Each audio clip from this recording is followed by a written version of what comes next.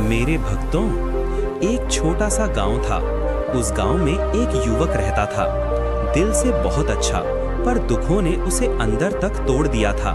हर कोशिश के बाद असफलता, हर उम्मीद के बाद निराशा। धीरे धीरे उसका आत्मविश्वास खत्म होने लगा था। एक दिन वो अकेला नदी किनारे जाकर बैठ गया।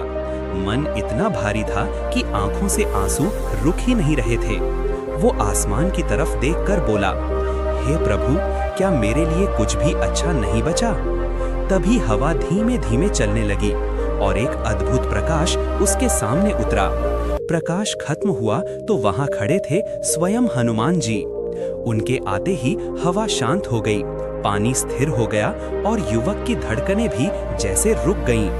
हनुमान जी मुस्कुराते हुए बोले, मेरे भक्तों, जब तुम रोते हो तो तुम्हारा हर आंसू मेरे चरणों तक पहुंचता है।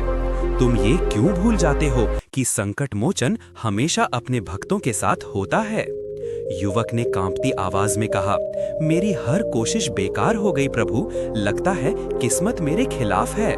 हनुमान जी उसके पास बैठे और बोले, किस्मत कभी किसी के खिलाफ नहीं होती, बस वो सही समय पर खुलती है। तुम टूटे नहीं हो, तुम तैयार हो रहे हो। जिस परीक्षा में तुम हार समझ रहे हो, वही तुम्हें मजबूती देना चाहती है। उन्होंने अपनी गदा से मिट्टी पर एक छोटी सी रेखा बनाई और बोले, देखो, ये रेखा तुम्हारी सीमा है, लेकिन जब तुम प्रयास करो और मैं तुम्हारे साथ चलूं।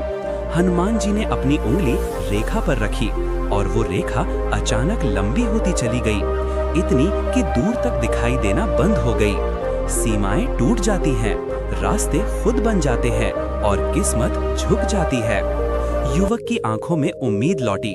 प्रभु, मैं क्या करूं? हनुमान जी बोले, बस 3 बातें याद रखना। संकट से मत डरना, मैं तुम्हारे साथ हूँ। दूसरा, मेहनत करते रहना, थक जाओ तो मेरी ताकत ले लेना। तीसरा, अपने मन को छोटा मत बनाना, तुम्हारा भाग्य बड़ा है, सिर्फ जागना बाकी है। फिर उन्होंने युवक को आशीर्वाद दिया और बोले, आज के बाद तुम्हारी हर मेहनत फल देगी। जो रुका हुआ था वो तेजी से चल पड़ेगा और जो तुम सोच भी नहीं सकते थे वही तुम्हारे पास आएगा। इतना कहकर हनुमान जी प्रकाश में बदलकर आकाश की ओर चले गए। युवक खड़ा हुआ, उसका मन हल्का था, दिल मजबूत और आंखों में नया विश्वास, क्योंकि जब हनुमान जी साथ हों तो असंभव भी संभव हो जाता है। अगर ये कहानी अच्छी लगी हो तो चैनल को सब्सक्राइब जरूर कर दें।